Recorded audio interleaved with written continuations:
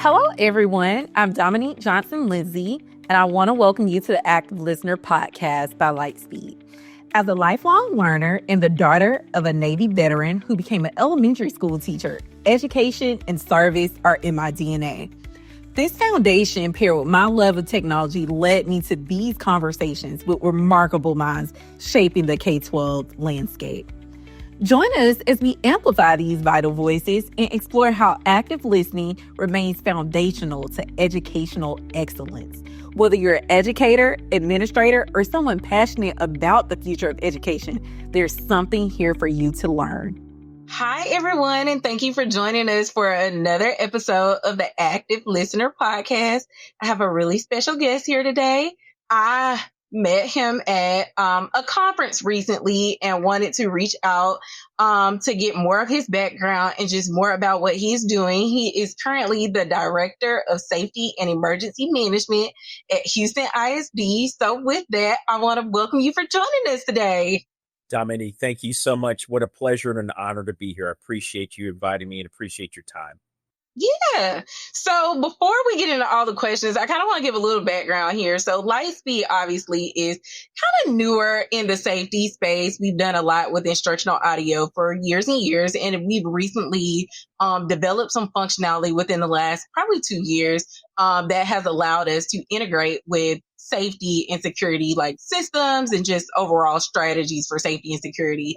So it has become really important for us to get very familiar with the area. And so because of that, when I heard you speaking, I think for me, it was about, oh my goodness, this is the way that we think about it, which is bridging these relationships and conversations and connection with the idea of safety and security. So with that, the first question I want to ask is basically like, you basically say mental health is not like a part of it. It is the infrastructure. It is a basis or foundation.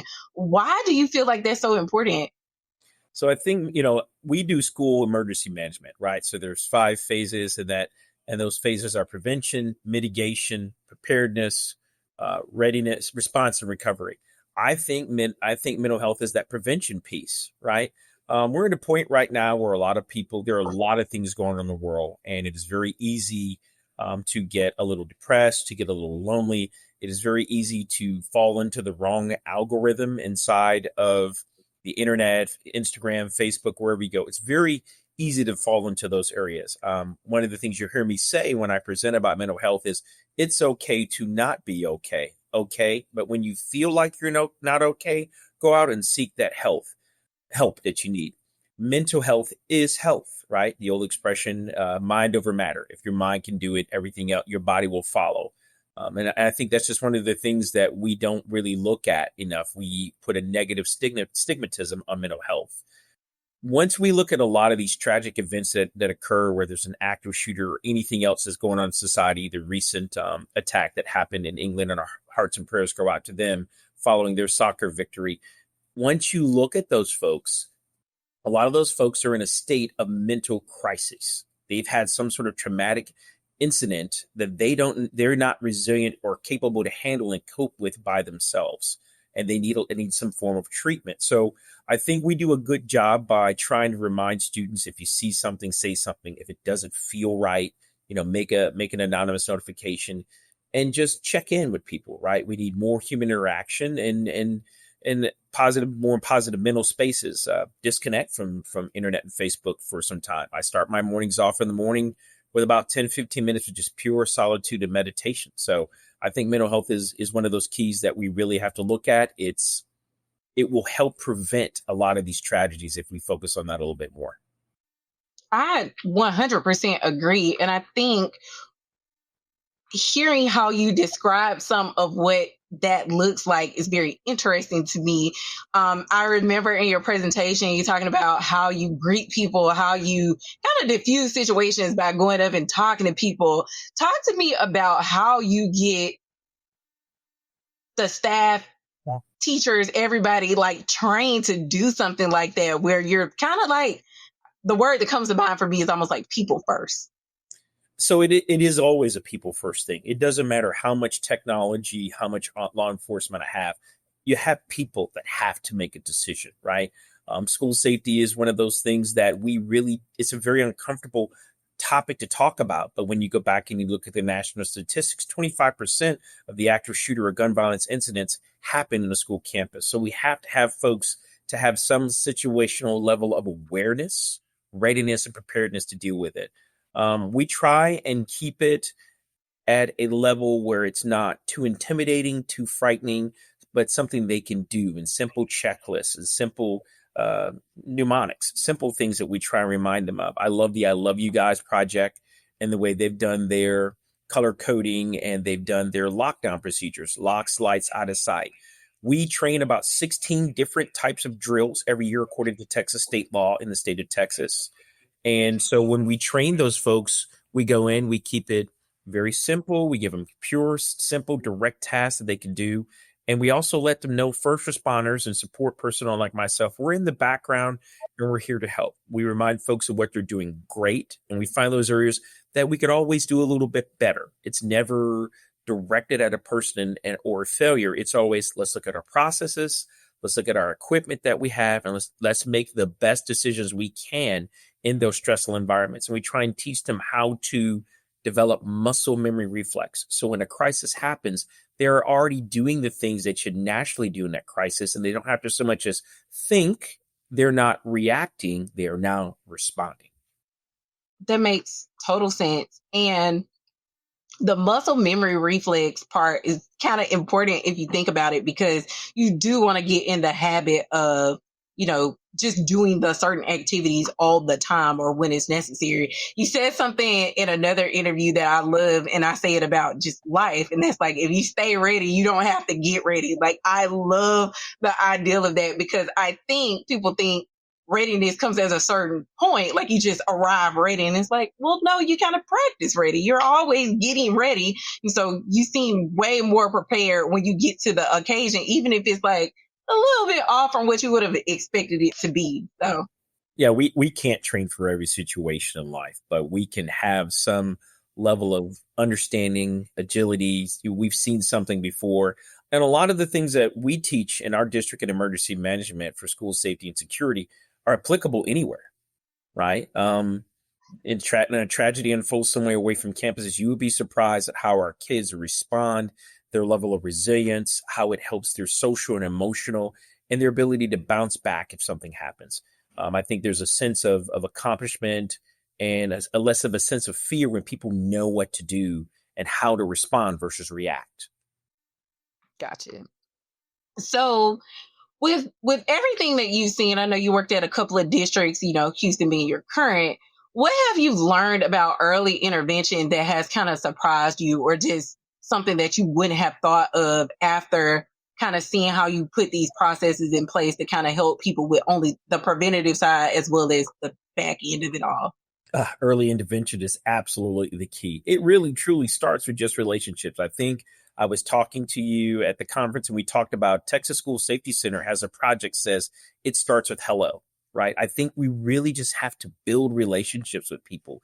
Everyone needs to matter to someone, right? And I think we just have to start that process of getting a little bit away from our phones, putting our phones down, picking our heads up, making eye contact, saying hello, shaking hands, learning to read people's verbals and nonverbal cues, learning just back to basic social interaction and human skills.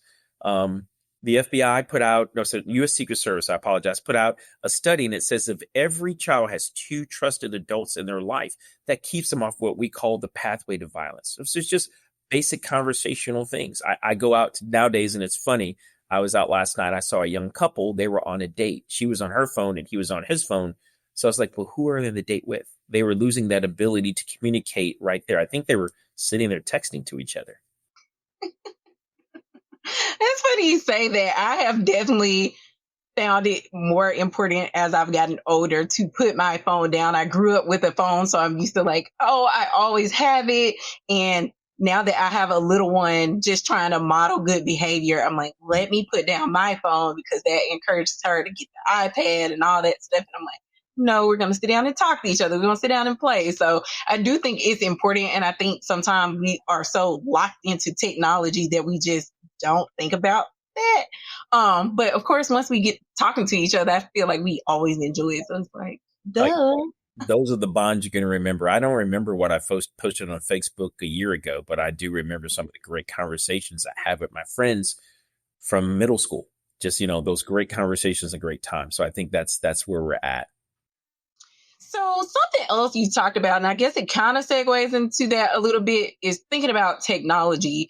I found it interesting just now that I'm more immersed in this landscape about what kind of technology is offered. So of course we always see online, I think it's one of the, like, I hate to say fun, that's not really the right word, but more like innovative things that people do as far as school safety. I can remember seeing like the wall that will like move around and all this different stuff. Like there's always technology coming out every day that's supposed to help with safety and security initiatives, whether it's in K-12 or not. So as someone who is kind of gets to make decisions about that, how do you really decide like what is going to be effective? What should you be looking for, and where like this is not going to help us do this certain initiative? So I'm glad you asked that question. It's been about 7 years in the profession, and I've helped to design or build about 10 schools over the last 7 years. I mean, in education, our biggest thing is it always starts with the price point. Money is always an object, right? There's so much technology. You could go 100 different ways, but you have to decide what platforms and what series best fit your cost point and your price point. I think we really go back and we look at what our risks are, what our crime rates are, what our natural, our technological, and our human-made risks are to a campus. You gotta, for me, everything starts with communication, right? Our district has chosen a silent panic alarm technology. So basically an alarm that they can trigger from anywhere in the district, and it'll notify us as to 5 different types of emergencies or levels of emergencies, and we can text with them. Everything from there, in my mind, has to integrate with it. Our objective is to get that building to go into a defensive posture, from locking doors to setting off PA systems to activating cameras to feeding real-time intelligence to the first responders who are en route. While they're en route, they get a chance to kind of make decisions as to how they're going to respond. And it also helps us to shape that response package. You got to remember, every time there's a response to a school-based emergency, that's taking away a capability from a community. So we really have to it's a balancing of resources between first responders, funds, and let's also think about some of the post-traumatic stress that's associated with students. We can't do too many false alarms. So it's a balance, right? You have to find the right mixture for your facilities. Facility ages are different, your community, your financial price points, what your objectives are. I look at it as it's a force multiplier, right? I think I have 274 campuses, 190,000 students, 30,000 employees, over 333 square miles. I simply can't be everywhere all at once, all the time. And that's really kind of what it is. But with technology, that allows me to be somewhere and make intelligent decisions as to how do we respond to this? Is this a full-scale response? Is this a light response? How do we respond and get that campus from its current emergency state or a crisis state back to a safe, secure, nurturing learning environment? And technology has to play a role. The combination and packages that I use in Texas in HISD are totally different than the packages I used in Texas City, and different than the packages I use in Clear Creek, all based upon age of facility, community, and type of local threats. That makes total sense. And I think that probably what's most important is this idea of, you talk about communications, it's not only us communicating with each other, it's the systems communicating with each other and making sure it's giving everybody that kind of like vital information. That's always, I won't say the missing piece, but that's always a valued piece when a crisis happens, whether it's more like emergency or almost like non-emergency, which is another good point. How do you feel like safety plays a role in non-emergency emergency situations? Does this make sense? Non-emergency emergency situations. Let me give an example. So, safety is always a thing. Safety is not an issue until it is an issue. That's one of the things that I always tell people. But if we stay ready, it won't be an issue when it becomes. if you have a good plan, you can pretty much make your way through a lot of situations that will present themselves, right? So emergency when it's not an emergency.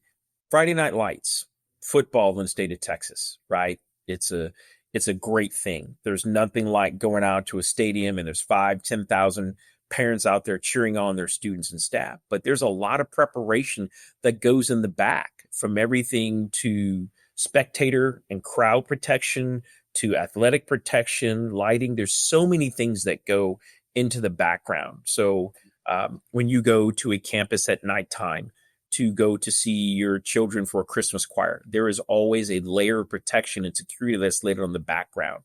I think one of the greatest things about school safety is we try and treat it like Disney World. If you've ever been to Disney, you don't really see security, but if something happens, know that the right people are there at the right time within a phone call to handle that situation. That's really kind of how we handle it. Is that kind of Yes.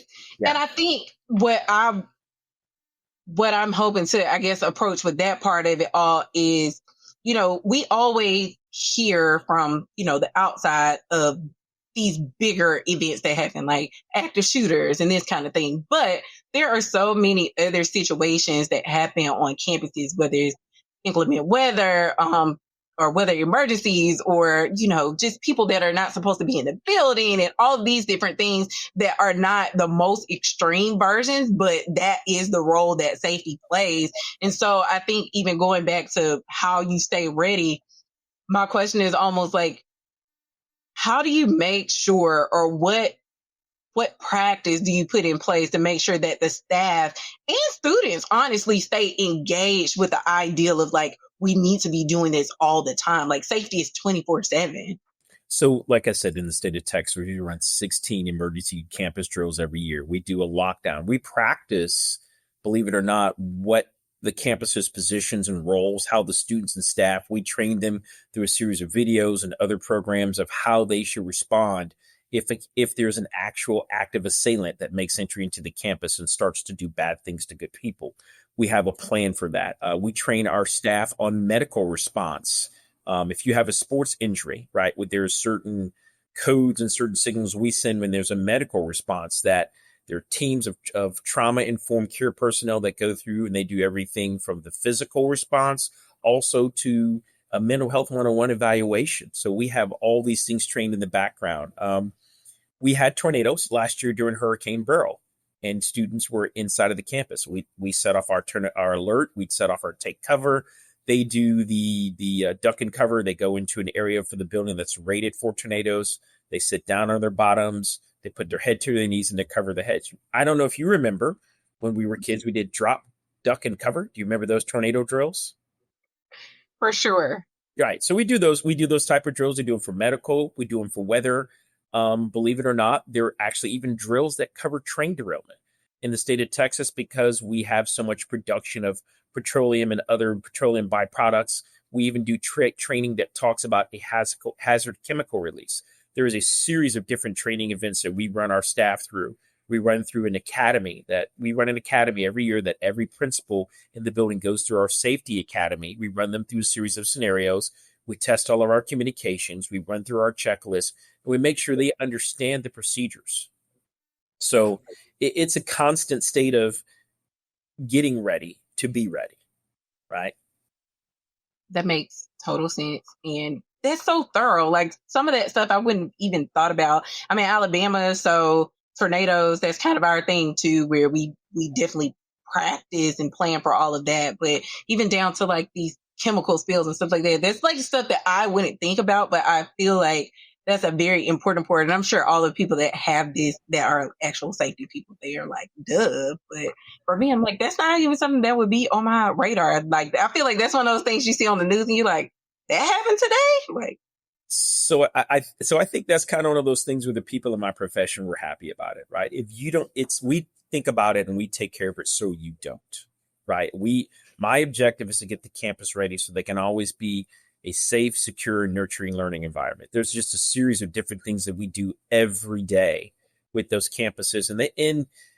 We have medical emergencies. You may have a student that chokes. You may have a student that has a seizure. You may have a student that has all kinds of other medical conditions. We go through life safety, from the use of AEDs to bleeding control kits to everything you can actually possibly think about. We have pool safety because we have natatoriums. So there's all these different preventive and mitigative plans in place, but there's also a level of readiness and preparedness should the unfortunate event occur and we have to respond. We always want to be in a response, not a reaction. To me, the difference between that response and a reaction, once again, comes down to proper planning and training.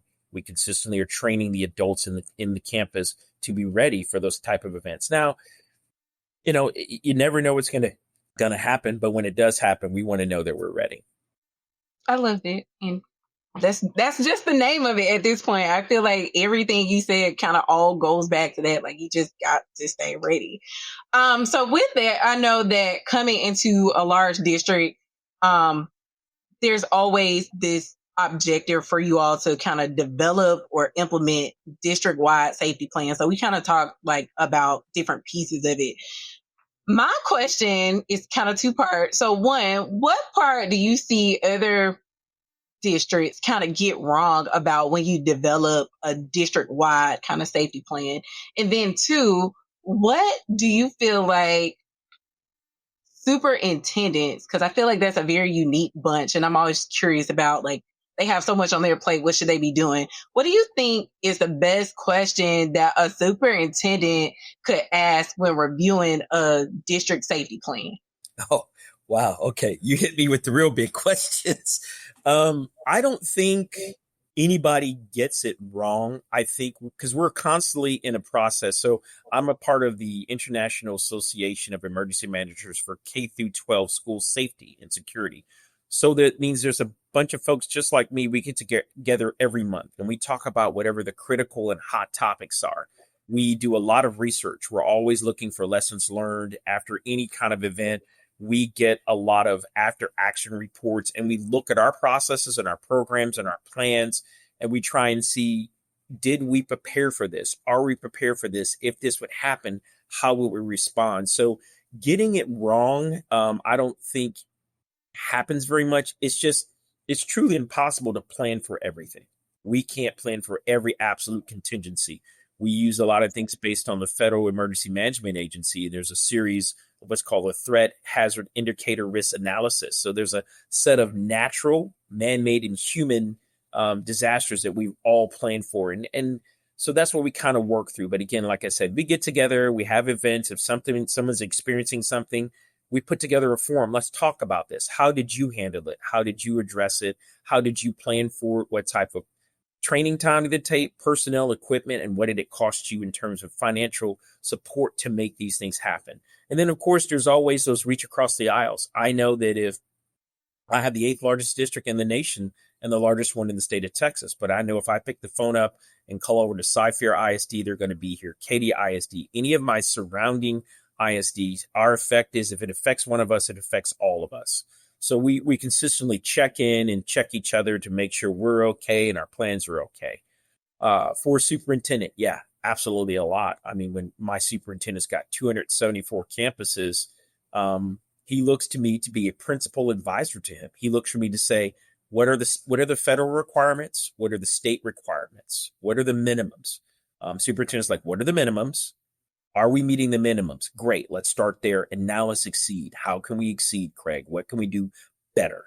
Right? We're always looking for our strengths, our weaknesses, our opportunities and threats. And we're trying to reduce the threats, mitigate our weaknesses, and increase our strengths and take advantage of the opportunities. But a lot of that comes with funding. There is some serious funding that comes with running schools every day, right? From staff to education, all the way down to safety and security. So I think, a good thing is to do some trend analysis, review your plans, look at your strengths, opportunities, threats, and weaknesses, train. Our superintendent tasked us to do a full-scale exercise. He said, pick one of our hazards and simulate that hazard happening. And now let's walk through our plan and find where we need to do improvement. Let's look at the things we're doing great. Look at the things we're not doing so well and figure out how to do things we're not doing so well better. So I think it's just a constant evaluation process. It's a trust process. And the most important thing superintendents can do is they lead the climate and culture of safety in school safety and security. Doesn't matter how much equipment we have, bulletproof doors or anything like that. It is truly starts with the mindset that everything is a safety first thing, right? We start with safety first, securing the doors, doing the right things because they're the right things to do, not because they're inconvenient, but because they're the right things to do. So I think the biggest thing with superintendents is just the climate and culture that safety is a number one priority all the time. I love that. And I had another guest that basically said something very similar. It was so funny. He talked about having an initiative to just stop people from propping open the door. So people would not come into school that were, not welcome to be there, not supervised to be there. And he's like, you don't realize how much, just doing things like that makes a difference. And I was like, yeah, you really don't think about that. And he was like, I don't know why, but elementary schools just have a knack for propping open doors. And so I'm like, I try and remind my staff, I said, this is your home away from home. If you were at home right now, would you leave your front door open? Probably not. You're home away from home, keep the door closed.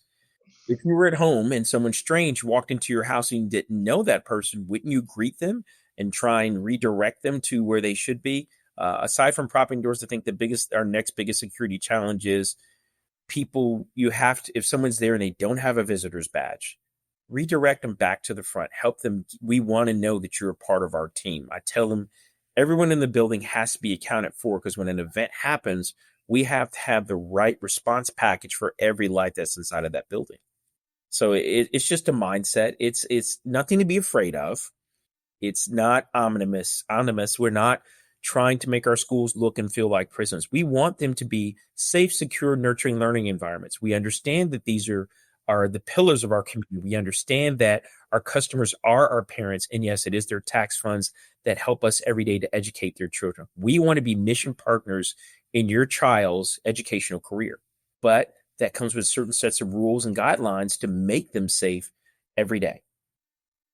Absolutely. So last question, before we do my 2 fun questions, is what do you feel like is the future of safety and security for K-12 schools? And I asked this, let me give some context. So normally when we ask this and it's like somebody in tech or something like that, they're like, oh, well, I hope we're going to learn how to use AI effectively. I feel like it's very interesting to hear what a person that does safety and security every day feels like. What is the future? Because I think most people naturally say like, oh my God, it's getting worse. It's getting worse. I don't even know if that's true. So what do you feel like? What do you know to be true as far as like you can see us headed on this path as far as safety and security in K-12? I think safety and security in K-12 is going to need to be codified. We're going to have some more human beings in here who are trained, to do this. There's a level of certification, and I'm seeing in some of the groups that I'm being a part of the movement to make it a certification, right, and to make it a requirement within K through 12. It's very technical. It's very much a science, and sometimes it's an art form. AI can't do everything. Right, you still want a human behind the screen making those decisions, right? Even though we have an airplane takes off, the pilot takes the airplane off, he gets on the airplane, on the speaker, ladies and gentlemen, at 30,000 feet, you can now use Wi-Fi. He flips the switch to put the airplane in autopilot, but he doesn't leave the cockpit. He's still monitoring the systems. You still need a human interaction for when that system fails. If there's a power failure, how do we go back to paper and pencil mode, right? AI can't anticipate everything, right? We would never let an airplane just take off and land by itself. We haven't gotten that autonomous. Even folks who have cars that can self-drive, they still have to stay awake and be behind the wheel. So I think we just need more trained professionals, certified and trained professionals in the environment is where it's going to. School safety and security seems more like it's getting more dangerous because we're seeing these events reoccurring a lot more often. And I think with some of the professional groups I'm in, we're starting to study these things and trying to put in those preventative and mitigative issues. I think what we really need is more cooperation from our parents. I think a lot of our educators come in here to be a part of your child's life to help them develop and grow. We have to have the support of the community as a whole, right? I operate off the old African proverb. If we want to go far, we've got to go together. That means if we want to see your child go from K through 12 all the way through a PhD or 2 PhDs, whatever that child's vision or dream is to help it come to fruition, it starts with the parents and the teacher work together as a team, right? So I think parents checking in on their kids. How was your day at school? What did you do today? I'm a big proponent of people taking the proper measures to protect their kids from guns. I'm not against guns. It's their right, but I'm a retired military member, so I fought for that right. I'm okay with that. I think what the process is, we've got to get better at gun safety as registered gun owners and people who have weapons for sport or self-defense. It's our responsibility as an adult to put some practical control measures in place. And then again, we'll know those mental health things if we sit down at the dinner table, we turn the phones face down, and how was your day? What did you do today? What did you learn? What did you have for lunch? Just start a conversation. And then if you want more information, show up to the PTAs, be a booster, show up for parent-teacher night, build a relationship with the teachers so everybody has the vested interest of that student. So I think that's really the future. AI is going to come along and help with some things, but it can't do everything. At the end of the day, it still takes some human in the background monitoring, planning to make sure that it comes out with the right ending in the best interest of the humans involved. I love that. I love that. And I agree with you 1,000%. And I think it's going to be so exciting to see how it continues to develop. I do feel like this is such a new territory for schools. And I say this, that I used to work in public transportation. I can remember working the EOC and doing all this stuff. And it was very eye-opening to me. And I only stayed in that industry about 3.5 years. And I think literally every day I felt like I was learning something new. So I can only imagine what it feels like in the K-12 environment with so many other stakeholders involved. I'm sure it's massive. I mean, we're running EOC. If you look over my shoulder, that's my daily dashboard on everything that's going on right now within the district. Between that, listening to the radio, there still has to be human indicators. We still have to go through a series of gathering the information and making a decision.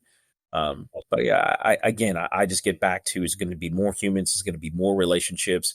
And if I could circle back just for one more point, I know active shooter events are absolutely tragic, right? And I hope we don't have any more. And we're doing everything in the best interest to stop those things. But there are other disasters. It's hurricane season in Houston, right? So there are all sorts of let's not forget the natural and some of the technological disasters that we can face too. Those are also challenges. We plan for those. The worst case, of course, absolutely is the human-made, that tragic active shooter event. But there's still other things on a day-to-day basis that are small emergencies, and we're planning for other things. We had a winter freeze in Texas. So there's all these things, and everything that happens there affects our communities and our students. Absolutely.